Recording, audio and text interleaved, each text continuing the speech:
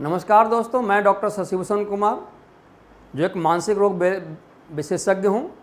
आज बात करते हैं एक बहुत ही इम्पॉर्टेंट टॉपिक है जिसको कि इमोशनल इंटेलिजेंस।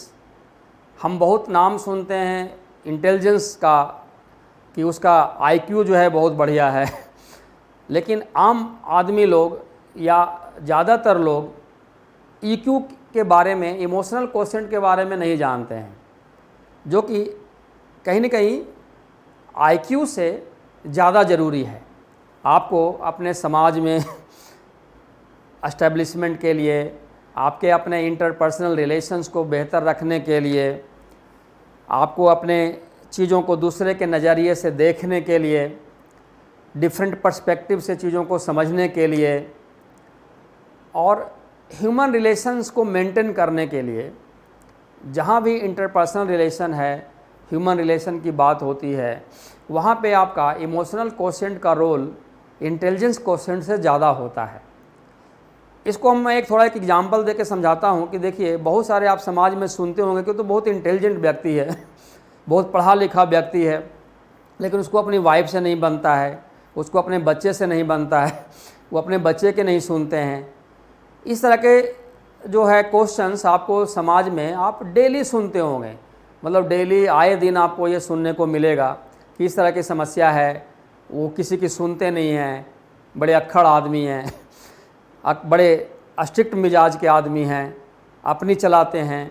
ये सभी चीज़ें जो है रिफ्लेक्ट करती है कि उनका वो इंटेलिजेंट तो हैं, उनका दिमाग बहुत तेज़ है, लेकिन चीज़ों को देखने के लिए, जो चीज़ों को दूसरे के नज़रिए से चीज़ों को समझने के लिए जो चाहिए वो होता है इमोशनल कोशिएंट।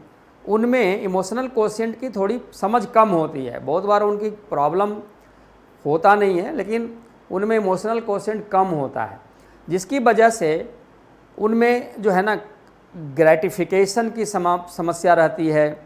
इमोशंस को कंट्रोल करने में डिसरेगुलेटेड उनका इमोशन रहता है, तो वो समझ नहीं पाते कि हमको पर्टिकुलर सिचुएशन में कैसे रिएक्ट करना चाहिए। वो पर्सपेक्टिव से दूसरे की बात को सुनकर क्रिटिकली एनालाइज नहीं कर पाते हैं कि बच्चा, कोई भी व्यक्ति, सामने वाला व्यक्ति क्या कह रहा है, उसको वो तजब्बो नहीं देते हैं, क्योंकि वो उसको समझने के लिए या सुनने के लिए तैयार ही नहीं होते हैं। अगर उनका इमोशनल कोशेंट बेहतर होगा तो ये सब प्रॉब्लम उनको कम होगी, उनको अपने ईगो को मैनेज करने में, इंटरपर्सनल रिलेशन को ठीक रखने में हेल्प मिलता है। अगर आपका इमोशनल कोशेंट बेहतर है तो आपको बहुत सारी चीज़ों से भी आपका बचाव हो सकता है। खास करके एक चीज़ हमने बात किया कि सामाजिक परिस्थितियाँ में आपको, आपका कोपिंग मैकेनिज्म बेहतर होगा तो आपका स्ट्रेस को मैनेज करने में आपको आसानी होगी। अगर आप स्ट्रेस को मैनेज, क्योंकि लाइफ है तो स्ट्रेस आएगा, स्ट्रेस को आप जीरो नहीं कर सकते हैं, वो एक इनहेरिटेड प्रोडक्ट है, चीज़ों में लाइफ में आएगा। जैसे जॉब का स्ट्रेस होगा, पढ़ाई का स्ट्रेस होगा, कभी कभी सोशल प्रॉब्लम में, सोशल एंजाइटी में भी स्ट्रेस होगा कि आप अगर बहुत मिलनसार नहीं हैं या लोगों से मिलने जुलने में आपको डर लगता है तो स्ट्रेस क्रिएट होगा। तो ये सभी चीज़ों में आपको स्ट्रेस से, आपका इमोशनल कोशेंट अगर बेहतर होता है तो आप स्ट्रेस से बच सकते हैं। और स्ट्रेस से अगर बचेंगे तो आपको जो सेकेंडरी टू स्ट्रेस जो प्रॉब्लम होती है, फिजिकल इलनेस होने का संभावना रहता है, साइकोलॉजिकल प्रॉब्लम होने का संभावना रहता है, आप डिप्रेस्ड हो सकते हैं। ये सब चीज़ों से आप अगर स्ट्रेस को मैनेज कर पाएंगे, इमोशनली अगर आप स्ट्रॉन्ग हैं, इमोशन को मैनेज करने आता है, आपको अपने ईगो को मैनेज करने आता है, आपको आपके कोपिंग का बेहतर है, आपको ग्रेटिफिकेशन को डिले करने की प्रवृत्ति है, दूसरे के पर्सपेक्टिव से देखने का आपको आदत है, दूसरे की चीज़ों को समझने का है, तो आपको स्ट्रेस, डिप्रेशन, ये सब से भी काफ़ी हद तक आपको बचाव हो सकता है। तो क्या लगता है कि अब इमोशनल इंटेलिजेंस की हम बात तो कर लिए, अब क्या इसको क्यों ऐसा होता है कि हर एक व्यक्ति में ये बराबर नहीं होता? तो इमोशनल इंटेलिजेंस को अच्छा होने के लिए आपको नॉलेजेबल भी होना होगा। आप अगर पढ़े लिखे व्यक्ति हैं तो आप में इमोशनल इंटेलिजेंस बेहतर होगा, चीज़ों को समझने का प्रयास आप ज़्यादा बेहतर वे में करेंगे। तो इसलिए एजुकेशन का भी एक बहुत बड़ा रोल होता है इमोशनल कोशेंट को बेहतर होने के लिए। सॉरी उसके अलावा ये हमें शुरुआत से थोड़ा सा इसको बारे में बात करने की ज़रूरत होती है। जैसे यंग एज में बच्चे जैसे होते हैं, तो आज आप देखते हैं कि बच्चा बहुत आइसोलेटेड वे में लाइफ जीता है, क्योंकि मेजॉरिटी ऑफ जो फैमिली है वो न्यूक्लियर फैमिली है।